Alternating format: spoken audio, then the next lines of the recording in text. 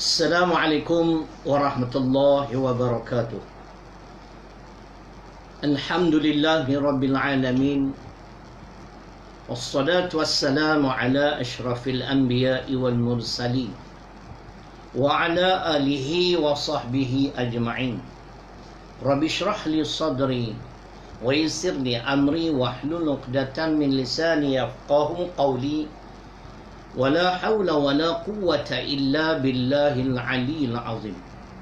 Muslimin dan muslimat yang dirahmati Allah Subhanahu wa taala. Alhamdulillah, kita dipertemukan sekali lagi pada pagi ini dalam satu program kuliah duha live daripada Tahfiz Mutmainnah. Mudah-mudahan apa yang bakal saya sampaikan pada pagi ini memberi manfaat. InsyaAllah akan memberi manfaat kepada kita bersama. Dan sebagaimana yang saya sebut, tajuk pada pagi ini adalah amal soleh. Firman Allah Subhanahu wa taala di dalam surah An-Nahl pada ayat 97. A'udzu billahi minasyaitonir rajim. Man amila salihan min dzakarin aw unsa wa huwa mu'minun falanuhyiyannahu hayatan thayyibah wa lanajziyannahum ajrahum bi ahsani ma kanu ya'malun. Shadaqallahul azim. Yang bermaksud, sesiapa yang beramal dengan amal yang soleh, sama ada lelaki ataupun perempuan, dalam keadaan beriman kepada Allah Subhanahu wa taala, maka Allah akan hidupkan mereka dengan kehidupan yang bahagia, dan Allah akan memberi ganjaran pahala yang tidak terhingga, yang lebih baik daripada apa yang mereka amalkan sewaktu hidup di dunia. Itulah pengertian surah ke-16 surah An-Nahl ayat 97. Di mana dalam ayat ini jelas Islam tidak mendiskriminasikan sama ada lelaki ataupun perempuan. Orang lelaki, orang perempuan, kalau amal itu amal saleh, ganjaran pahalanya sama saja di sisi Allah. Kenapa kita perlu beramal dengan amal saleh? Dan apakah yang dikatakan amal saleh itu? InsyaAllah pagi ini insyaAllah saya akan menjawab sekadar ilmu pengetahuan yang ada pada saya. Yang pertama, untuk menjawab kenapa kita perlu beramal dengan amal soleh, dalam hadis riwayat Imam Bukhari dan Muslim, Nabi sallallahu alaihi wasallam bersabda, yasba'ul mayyita thalathatu ahluhu wa maluhu wa amaluhu fayarji'u ithnani wa yabqa wahid yarji'u ahluhu wa maluhu wa yabqa amaluhu. Yang bermaksud, apabila seseorang itu meninggal dunia, 3 perkara yang akan mengiringinya ke kubur. Pertama, ahli keluarga. Yang kedua, harta. Yang ketiga ialah amalan-amalannya. 2 akan kembali, 1 yang tinggal tetap bersama-sama dengannya. Yang kembali, yang pulang ialah ahli keluarga dan harta. Yang kekal bersama-samanya di dalam alam barzakh ialah amalan-amalannya, sama ada amalan baik ataupun amalan buruk. Justru berdasarkan hadis muttafaqun alaih ini, kita sebagai bekalan akhirat ialah amal-amal soleh. Mudah-mudahan dengan amal-amal soleh ni lah, insya-Allah kita akan mendapat kebahagiaan dalam kehidupan di alam barzakh seterusnya apabila kita bertemu dengan Allah Subhanahu wa taala. Seterusnya, saya ingin mengajak, sebagaimana saya sebut setiap hari, kalau tuan-tuan dan perempuan muslimin dan muslimat kalau boleh buka Quran yang terjemahan tu. Saya sebut nama surah keberapa, ayat keberapa, rujuk. Saya ingin merujuk kepada surah An-Naml, surah ke-27 pada ayat 19. Ini doa yang saya yakin dan percaya tak ramai yang membawa doa ini dalam solat mereka, khususnya solat kita bersendirian. Apa salahnya kalau kita berdoa? Ini doa Nabi Sulaiman alaihi salam. A'udzubillahi minasyaitonir rajim. Rabbi auzi'ni an ashkura ni'mataka allati an'amta 'alayya wa 'ala walidayya wa an a'mala salihan tardah wa adkhilni bi rahmatik fi 'ibadikas salihin. Surah An-Naml, surah ke-27 di pertengahan ayat ke-19, yang bermaksud, wahai Tuhanku. Ini doa Nabi Sulaiman alaihissalam. Ilhamkanlah kepadaku bagaimana untuk, yang pertamanya, mensyukuri nikmat kurniaanmu kepadaku dan kepada kedua ibu bapaku. Ini insya-Allah dalam program-program yang lain saya akan urai arti syukur dari pandangan Al-Quran dan Sunnah.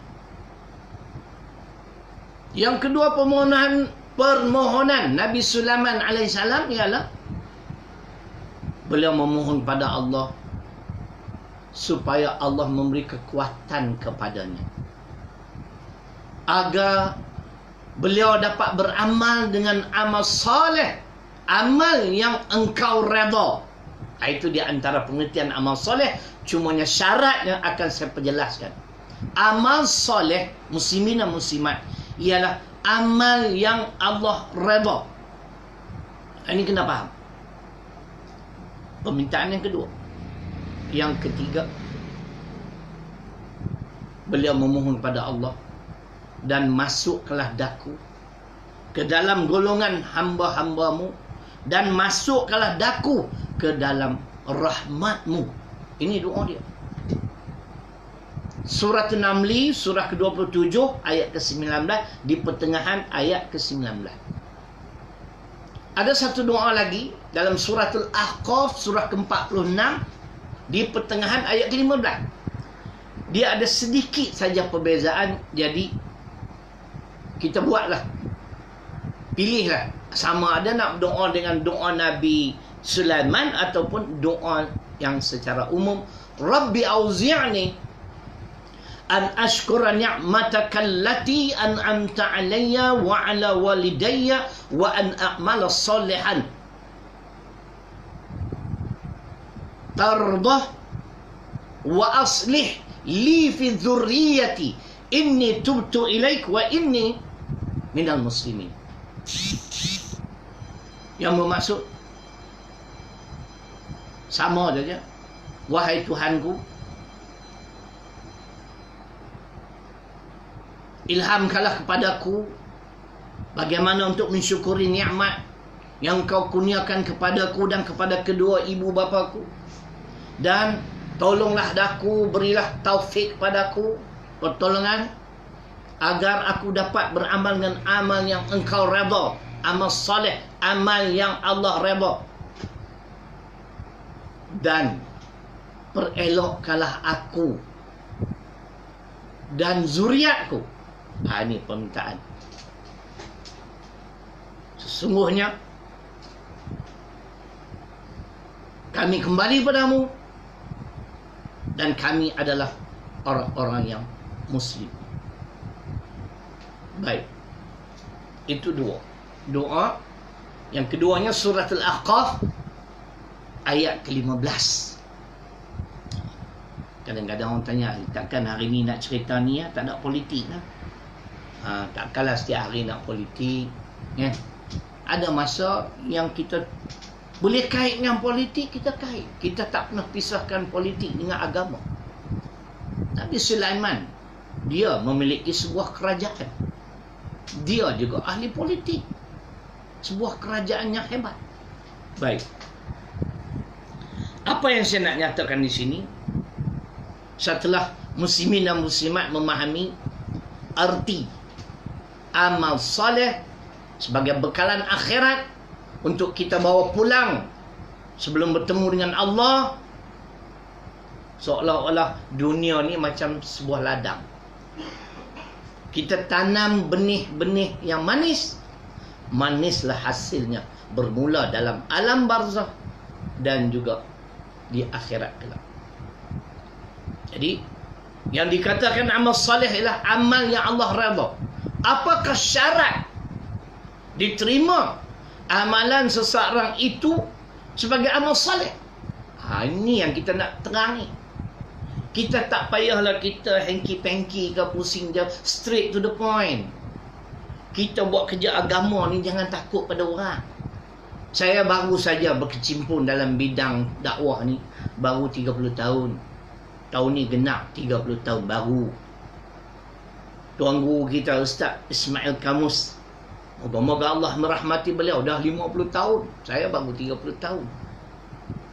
Tapi pendekatan yang saya ambil ialah dalam kita berdakwah perlu jelas. Kadang-kadang ada orang confuse. Kadang-kadang orang kata Ustaz Syarilung ni kasar sangat, keras. Dia kena berhikmah. Nanti saya tanya, apa makna hikmah? Ud'u ila sabili rabbik bil hikmah. Surah ke-16 surah An-Nahl ayat 125. Tuan-tuan buka kitab Pimpinan Ar-Rahman, tafsir Pimpinan Ar-Rahman, keluaran Jabatan Perdana Menteri, cetakan Rumi, pada muka surat 668. InsyaAllah. Kalau muka surat tak betul, tuan-tuan carilah surah An-Nahl ayat 125. Hikmah bukan lemah lembut. Hikmah ialah penjelasan yang tepat dan betul, berdasarkan dalil dan bukti yang menerangkan kebenaran dan menghapuskan kekeliruan. Itu hikmah. Tak ada kaitan dengan lemah lembut. Dakwah lemah lembut surah Toha ayat 44. Saya pilih pendekatan hikmah, jelas, tepat, ada dalil, ada bukti, mengikut tafsir Arab Saudi ayat yang sama pada muka surat 421. Hikmah ialah perkataan yang tegas dan benar, yang dapat membezakan antara hak dengan batil. Bila kita berceramah, kita tegas. Dalam ketegasan kita, kita kemukakan dalil-dalil Quran dan hadis. Itu hikmah. Orang yang mendengar, dia mampu membeza. Ini jalan yang lurus, ini jalan yang sesat. Kita tak boleh berdakwah nak ambil hati orang. Sampai bila nak ambil hati orang? Kita kena berdakwah secara sir. Nabi pun berdakwah sir 3 tahunnya. Selepas turun fasda' bima tu'mar wa a'rid 'anil musyrikin. Muhammad, mulai hari ini kau terang-terang menyampaikan risalah Islam. Berpalinglah kamu daripada musyrikin. Jangan takut. Nyatakan kebenaran. Takkan dah turun ayat tu sampai hari ini kita nak berdakwah secara sir. Jangan keras sangat. Ini bukan keras, ini hikmah. Saya pilih pendekatan hikmah, jelas, tepat, ada dalil, ada bukti, tegas dan benar. Orang dengar, orang boleh menilai yang mana hak, yang mana yang batil. Setuju tuan-tuan? Siapa tak setuju pergi pasar lah, beli ikan kan. Nanti stok di rumah habis pula. Di Sungai Petani ni, roti Gardenia sold out, berebut-rebut. Nah, Masya Allah. Macam saya sebut kuliah yang pertama, Masya Allah. Kita takut seolah-olah kita akan mati kelaparan. Kita seolah-olah ketakutan dalam segala-galanya. Inilah musibah yang saya pernah sebut. Sesiapa yang pernah mengikuti kuliah saya, banyak kali saya ulang. Surah An-Nahl ayat 112. Bukan untuk Arab Quraisy, tetapi tidak mustahil akan berlaku kepada kita umat Islam di bumi Malaysia. Hari ini Al-Quran menjadi kenyataan. Kita hidup dalam kelaparan, kita hidup dalam ketakutan, takut dijangkiti wabak apa dia, COVID-19. Tu cerita dia. Jadi kena faham nak. Cek elok-elok. Cek elok-elok. Apa makna hikmah? Saya hikmah. Tegas, benar, ada dalil, ada bukti. Bukan datang hentam ya. Hentam kena hentam juga. Kalau pemerintah tak betul, takkan kita nak ikut. Setuju tuan-tuan? Asrul kata setuju. Cerita dia gitu. Baik. Jadi kembali pada tadi, apa yang saya nak sebut, apakah syarat diterima amalan kita sebagai amal soleh? Ini faham. Saya ingin mengemukakan, saya sebut nama kitab. Tuan-tuan boleh rojok kitab tafsir Ibnu Kathir. Saya bukan tengok tuan-tuan.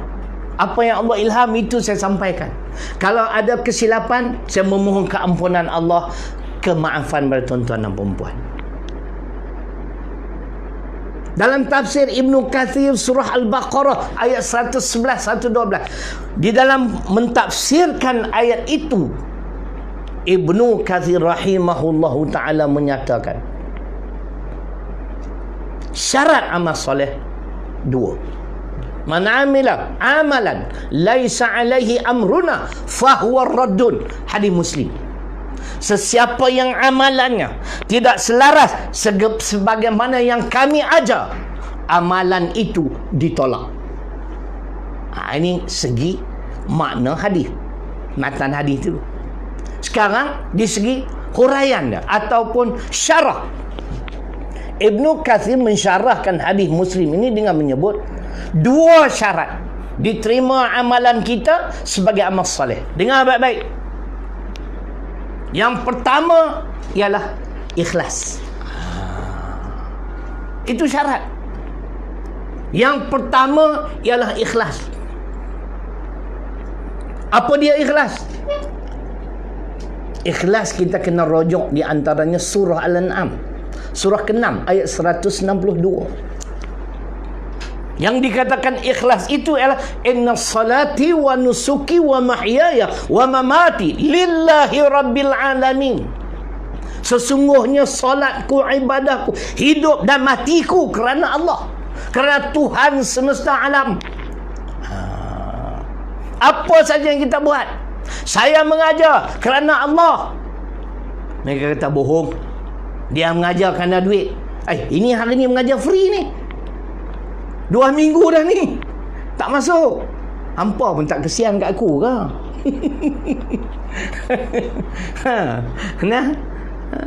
Gunung pun tuan-tuan, kalau asyik cangkur-cangkur habis.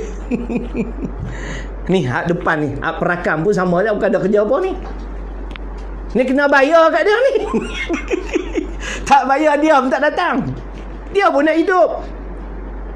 Jadi apapun kita sebut syarat diterima amalan kita sebagai amal soleh, yang pertamanya ikhlas. Itu dalil Quran. Sesungguhnya solatku, ibadahku, hidup dan matiku kerana Allah Subhanahu wa ta'ala. Tak cukup, kecuali yang kedua. Beliau menyebut yang keduanya ialah menepati syarak, menepati tuntutan Al-Quran dan As-Sunnah. Kalau tak faham, saya buat contoh lah. Hari ini kita penduduk sebuah taman, tapi bukan di Malaysia lah, di luar negara lah contoh. Kita gotong royong, semua turun, pergi kat satu halaman yang luas, kita kata padang awam. Kita sama-sama gotong royong dengan penuh keikhlasan. Kita buat persiapan, buat pentas, hias dengan pokok bunganya dan macam-macam. Ini memang kerana Allah ni, bukan dapat gaji apa pun, bukan dapat imbuhan. Ikhlas. Tetapi malangnya, penduduk taman tersebut yang bergotong royong itu membina pentas, rupa-rupanya pada malam itu nanti mereka akan sambut K-pop. K-pop menyalahi ajaran Islam, pergaulan bebas, maksiat, lara. Bukan tak boleh tengok TV, bukan tak boleh dengar lagu, boleh, tapi jangan sampai melekakan kita. Kewajipan kita sebagai hamba Allah wajib kena tunai. Saya pun masih ingat lagu-lagu zaman-zaman dulu tu. Cat Stevens, One Way Wind, One Way Wind. The Beatles, saya ingat. Hey Jude, don't make it bad. Dah dengar tu. Tu The Beatles, saya pun tahu. Tapi apakah? Tak boleh dengar kah? Boleh. Tapi dia ada batas-batas dia. Tambah nak suruh warak, zuhud tak tengok TV. Jam. Kita pun kalau dah tak tengok TV, kita pun tak tahu wabak COVID ni macam mana. Sebab apa? Warak, radio pun tak nak dengar, TV pun tak mau lihat. Kita pun tak tahu pemimpin mana jadi Perdana Menteri, pemimpin mana pula yang jatuh.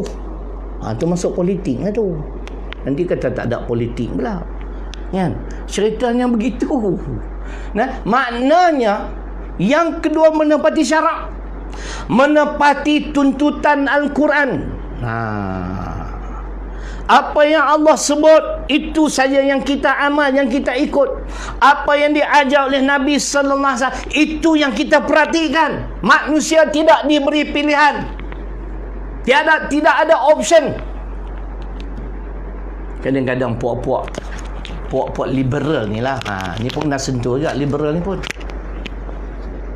Ya. Kita bebas untuk melakukan apa sahaja. Betul ke liberal? Mungkin golongan ini tidak menerima hadis, tapi tak apalah, saya baca hadis sebab tuan-tuan dan puan-puan terima. Nabi bersabda, ad-dunya sijnul mu'min. Dunia ini umpama penjara bagi orang-orang beriman. Apa maksud? Kita tidak bebas untuk melakukan sesuka hati kita di atas muka bumi ini. You understand? Tak bebas. Tuan-tuan pernah masuk tak penjara? Pernah dipenjarakan? Saya 2 kali masuk penjara. Bukan sebagai banduan, sebagai penceramah. Memang tepat perumpamaan yang dinyatakan oleh Nabi sallallahu alaihi wasallam. Kita nak masuk ke dalam penjara, walaupun saya dijemput untuk menyampaikan ceramah, saya terpaksa melalui 4 pintu besi dan saya dicek habis-habisan. Patutnya tak payah cek lah, awak yang jemput saya. Itu penjara. Saya tanya kepada banduan-banduan, bagaimana kehidupan kamu? Kami tak bebas. Contoh, 6 pagi kami wajib kena bangun, mandi, solat subuh. Kalau lapar tak lapar pun pukul 8 pagi baru boleh makan. Itu maksudnya dunia umpama penjara. Orang Islam tak bebas. Ada soal haram, soal dosa. Dosa pahala, halal haram. Yang halal boleh, haram tak boleh. Yang dosa jangan buat, yang wajib kena buat. Oh, golongan ini tidak mau menerima hadis. Saya kemukakan dari Quran. Sila rojok. Kalau tafsiran ulama pun mereka nak tolak. Who are you, man? Awak siapa? Awak hafal Quran ke? Awak pandai bahasa Arab ke? Saya pun tak pandai. Saya sebut apa yang disebut, ditafsirkan oleh ulama. Saya ingin merojok muslimin dan muslimat. Dengar baik-baik. Kita tidak ada pilihan. Suka tak suka, wajib kena ikut ketetapan Allah, apa yang diterangkan oleh Nabi sallallahu alaihi wasallam. Mana dia? Dalil. Suratul Ahzab, surah ke-33, ayat ke-36. Ini saya nak sebut 2 muka surat, Jawi dan Rumi. Kalau siapa yang mempunyai tafsir pimpinan Ar-Rahman, keluaran jabatan Perdana Menteri, insya-Allah Jawi pada muka surat 913, Rumi muka surat 1110.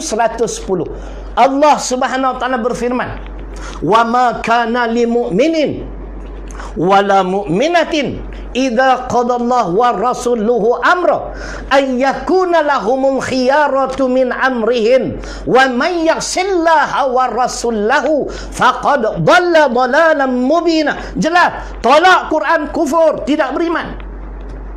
Maksudnya, semalam dia orang kata sirif, pagi ni garang.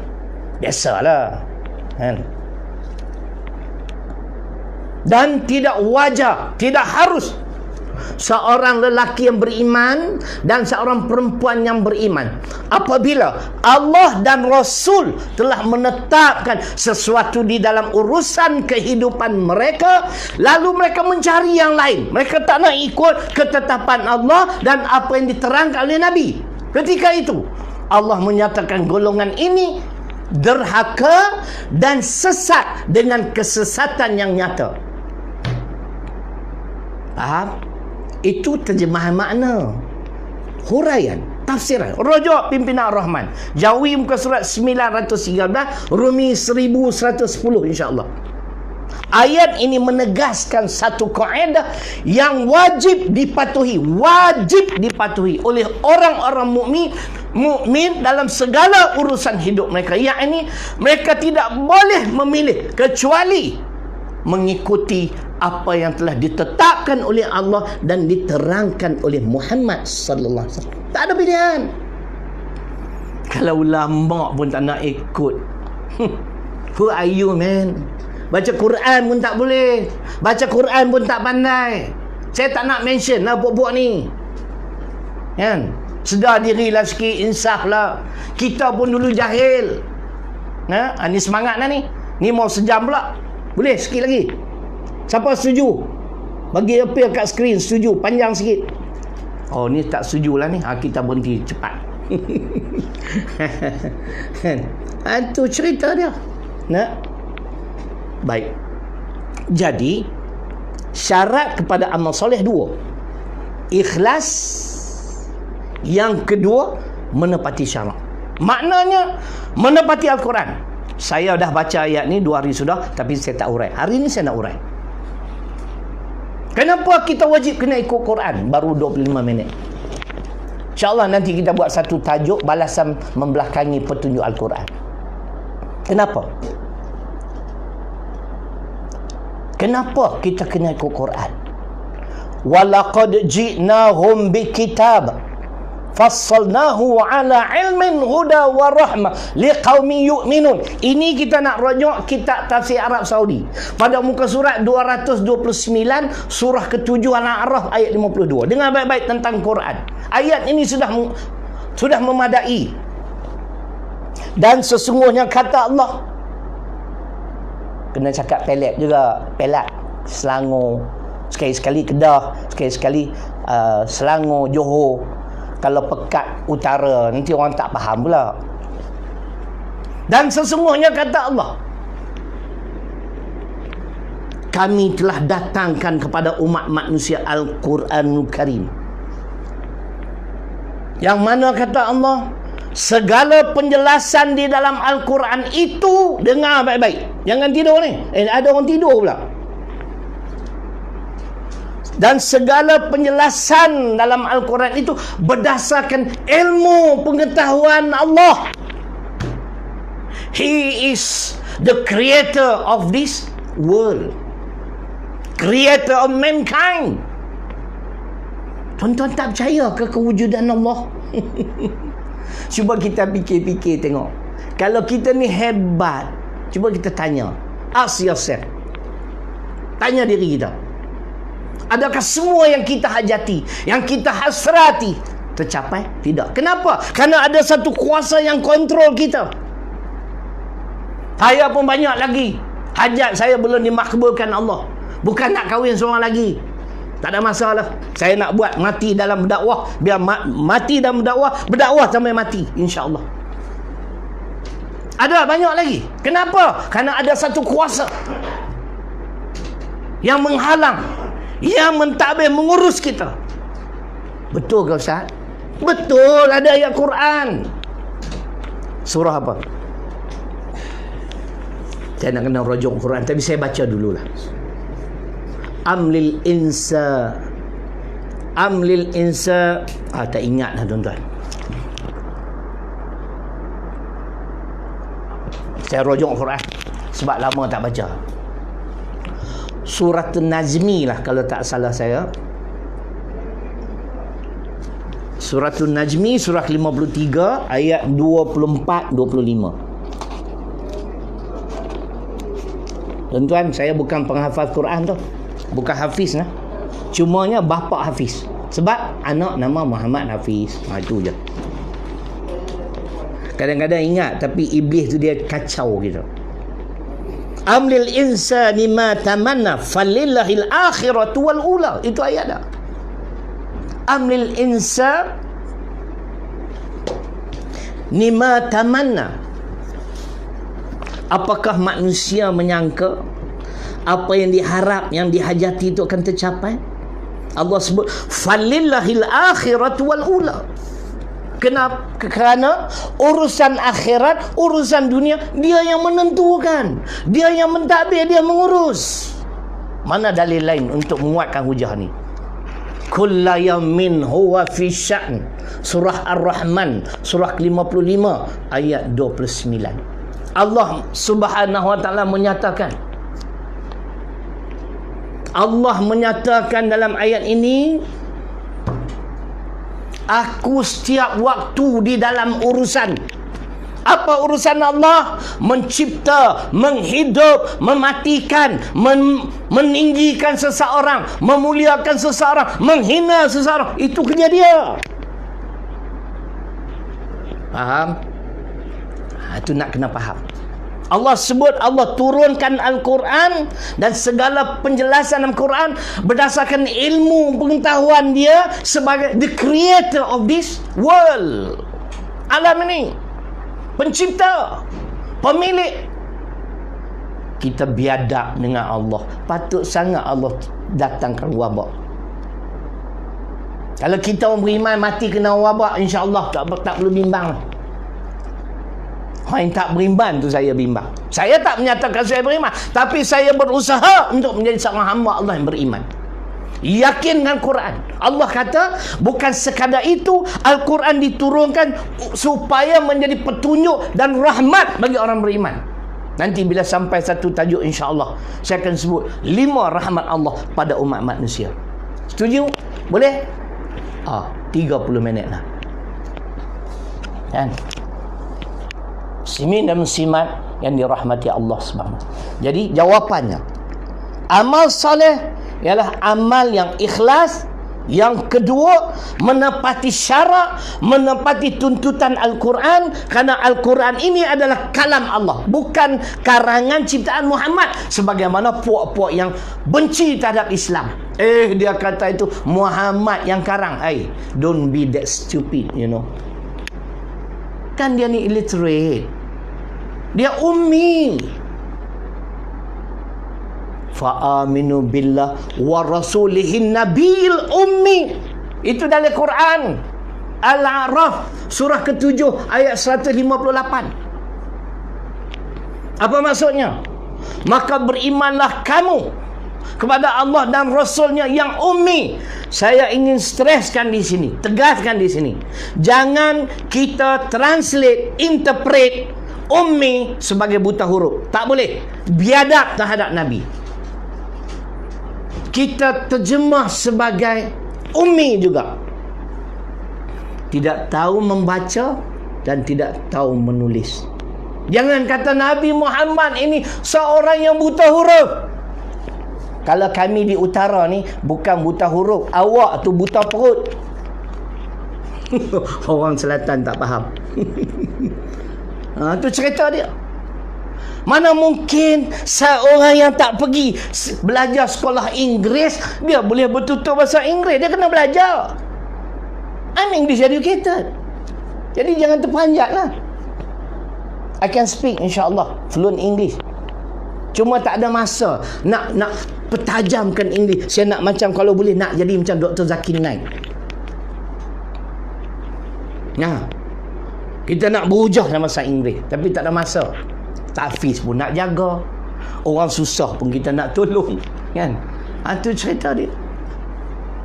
Ingat, jangan terpedaya dengan fitnah konon-konon Al-Quran ini karangan Muhammad. Tak betul. Al-A'raf 158, beliau seorang ummi yang tidak tahu membaca dan menulis. Yang kedua, kenapa kita perlu ikut sunnah? Ini kita nak jawab. 35 minit, panjang juga hari ni. Bolehkah sikit lagi ni? Nampak ngantuk ya? Kan? Yang ngantuk ni kameraman ni. Duduk depan aku pun ngantuk. Cerai. Cerai dah keluar dah. Nah. Kenapa kena ikut Muhammad? Golongan anti hadis tak suka Muhammad. Kadang-kadang macam nak lanyak juga, tapi dalam live ni kita kontrol sikit lah. Hai, Nabi Muhammad sallallahu alaihi wasallam adalah insan pilihan Allah, the chosen one. Bukan semua orang layak untuk dipilih menjadi Manchester United punya manager. Manchester United tu kelab cukup hebat. Sir Alex Ferguson 26 tahun mengurus. Bila dia retire, nak pilih tu sebab seorang-seorang. Bukan senang. Ini the last of the prophet. Betul tak? Lebih kurang macam tu lah. Mana ada dalil beliau adalah Nabi yang terakhir. Ni orang Melayu dengar baik-baik ni. Dulu di negara kita sehingga ada yang mengaku Rasul, kita ikut, kita percaya. Ni pun cerai. Makana Muhammadun aba ahadin min rijalikum walakin Rasulullah wa khataman nabiyyin. Al-Ahzab surah ke-33 ayat 40. Itu dalil tidak ada nabi selepas kewafatan Muhammad sallallahu alaihi wasallam. Ini iman, Quran yang menyatakan. Quran bukan karangan beliau. Kenapa kita kena ikut beliau? Beliau adalah insan pilihan Allah dan beliau di-guide, dipandu. Wa ma yantiqu 'anil hawa in huwa illa wahyu yuha. Muhammad sallallahu alaihi wasallam tidak bercakap dengan hawa nafsunya, tetapi dengan wahyu yang diwahyukan oleh Allah kepadanya. Hadis riwayat Abu Daud. Uktub fawallazi nafsi biyadihi ma kharaja minni illa al-haq. Tulis, wahai para sahabatku, demi jiwaku di dalam kekuasaan Allah Subhanahu wa taala, apa-apa yang keluar daripada aku ni semuanya benar. Kenapa benar? Beliau dipandu dengan wahyu. Sebab itu kufur, rasa akidah, rasa iman dan Islam kalau menolak hadis. Ini hujah saya. Kita tak diberi pilihan. Kalau kita nak diterima amalan kita sebagai amal saleh, yang pertama ikhlas, yang kedua menepati tuntutan Al-Quran dan As-Sunnah. Faham muslimin dan muslimat? Jelas tak? Cerai apa tu? Cerai tak guna. Cerai tu tak guna. Kurang nah. Boleh faham? Kenapa tuan-tuan? Kalau tidak ada dua syarat ini, Allah berfirman untuk mengakhiri. Sikit sudahlah. Wa man yabtaghi ghairul islami dina falan yuqbala min wa huwa fil akhirati minal khasirin. Maksudnya, dan sesiapa yang mencari selain daripada Islam, maka tidak akan diterima amalan-amalannya. Dan golongan ini, kata Allah, dan golongan ini di hari akhirat kelak, golongan yang rugi. Kenapa rugi? Kerana mereka tidak menerima tuntutan Al-Quran dan As-Sunnah. Mereka menolak panduan Allah, panduan Muhammad sallallahu alaihi wasallam, insan pilihan ini. Sebab itu dalam suratul Furqan, Asro kata lajak sejam, letih dah Asro. Aku puasa 4 tahun. Mati dalam berdakwah, dakwah sampai mati dalam puasa lebih baik pada mati makan. Hari ke-12 alhamdulillah. Saya hanya minta, ya Allah, kau panjangkanlah umurku dalam kebajikan. Aku nak buat kerja dakwah sehingga aku kembali bertemu denganmu. Dan dengan penuh keikhlasan, dan aku akan menegakkan agamamu berdasarkan Al-Quran dan As-Sunnah. Dalam surah Furqan ayat 23, Allah berfirman, wa qadimna ila ma amilu min amalin faja'alnahu haba'an manthura. Yang bermaksud, kami akan perlihatkan semula, kata Allah Subhanahu Wa Taala, yakni di hari akhirat kelak, amalan-amalan yang kamu telah kerjakan, tetapi malangnya, unfortunately, malangnya amalan itu umpama debu yang berterbangan. Dengar tu, kita dah buat bermacam-macam. Kenapa di hari akhirat jadi umpama debu berterbangan? Karena dua syarat tadi, ikhlas dan menepati syarat. Mungkin ikhlas, tapi kerja buat kita tak betul. Itu masuk dalam soal pilih pemimpin. Al-Quran menggariskan ciri-ciri pemimpin yang wajar diangkat sebagai pemimpin. Kita tak nak ikut. Lain kali, insyaAllah. Ataupun menepati syarak. Ustaz mengajar hebat, Quran, hadis, alhamdulillah. Hari ni tak ingat ayat tu satu. Pasal tak sangka nak baca, dia spring to mind. Macam tu kan. Teringat-teringat, oh tak ingat. Tak apa, kita rujuk, tak malu. Saya bukan hafiz. Mungkin kerja buat alhamdulillah, menepati syarak, tapi tak ikhlas. Macam mana ustaz tak ikhlas? Ustaz-ustaz fikir sendiri lah. Nanti cakap banyak pula, ustaz-ustaz semua marah pula. Saya tak takut. Nah, ustaz-ustaz, dengan Allah saya takut. Jadi kita nak bagi tahu. Nah, itu dia amal soleh. Boleh? InsyaAllah mudah-mudahan memberi manfaat pada kita bersama dengan tajuk amal soleh. Esok insyaAllah tepat pukul 10 pagi. I'm very punctual, don't worry. Unless ada unforeseen circumstances, itu je yang tak dapat dielakkan. Itu tak ada daya upaya saya. InsyaAllah esok kita akan bahas negara berkat. Kita hidup dalam sebuah negara. Adakah negara kita berkat? Mudah-mudahan Allah beri kekuatan untuk kita sama-sama insyaAllah mengikuti kuliah duha insyaAllah pada besok hari. Dan saya ingin merakamkan terima kasih kerana ada pendengar-pendengar yang menyumbang. Alhamdulillah, saya tahu sebab ada appear bagi tahu masuk dalam WhatsApp dan sebagainya. Jadi yang belum menyumbang, tunggu apa lagi? Kesianlah kat tahfiz kami ni, kesianlah kat sekolah-sekolah tahfiz di seluruh negara ni.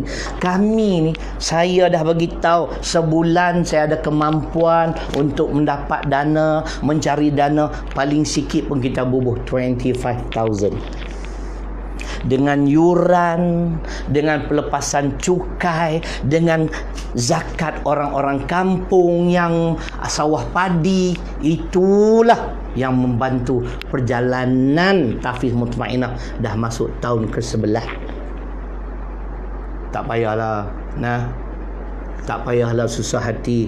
Kalau tuan-tuan yang melihat video ni setiap hari, kalau saya charge RM1 lah, habis buat internet banking $1. Akaun Maybank boleh, akaun CIMB boleh, akaun Bank Islam boleh, akaun apa lagi satu, Afin. Jadi tolonglah kami, tolonglah sekolah-sekolah tahfiz, sekolah-sekolah agama rakyat. Kami ni tak adalah jalan lain melainkan itulah buat rayuan untuk sumbangan. Saya sedang membina kompleks, tuan-tuan. Saya harap-harap sebelum saya meninggal dunia ni dapat saya sempurnakan kompleks 2.2 juta. Kompleks tersebut akan kita jadikan sekolah rendah. Jadi sekolah rendah yang sedia ada, kita akan beri kepada sekolah menengah perempuan. Jadi bangunan yang saya berada kini ni ada sekolah menengah lelaki. Jadi bila siap kompleks tu, insyaAllah sekolah rendah kami mampu intake dia lebih kurang 100-300 orang, 12 kelas. Jadi tuan-tuan tolong war-war Kalau ada dia tanya berapa orang pelajar tahfiz ustaz. Okey, 250 orang. Sekolah rendah pelajar lelaki perempuan, sekolah menengah perempuan dan campur sekolah menengah lelaki 250 orang. Staff kami memang kami overstaff. Kami ada 60 orang. Kami punya expenditure, fixed expenditure every month ialah 120,000. You just imagine. Kita hanya terima yuran dan sumbangan-sumbangan lain hanya sekitar 70,000. Mana nak cari another 50,000? Itu yang saya keluar. Sekarang tak boleh keluar, wabak COVID pula. Dah 11 tahun. Saya syukur pada Allah. Allah yang tolong. Allah gerakkan hati insan-insan. Tolong war-warkan pada keluarga, siapa yang nak wakaf ataupun nak dapat pelepasan cukai ataupun nak bagi zakat saja insya-Allah atau nak bagi sumbangan setiap hari, dapatkan nombor telefon. Terima kasih. Mudah-mudahan Allah mengampunkan dosa dan kesalahan saya. Kesalahan kita semua, kesalahan kedua ibu bapa kita, dan saya memohon kemaafan pada tuan-tuan dan puan-puan muslimin dan muslimat sekiranya terkasar bahasa dan sebagainya. Sekian. Wassalamualaikum warahmatullahi wabarakatuh.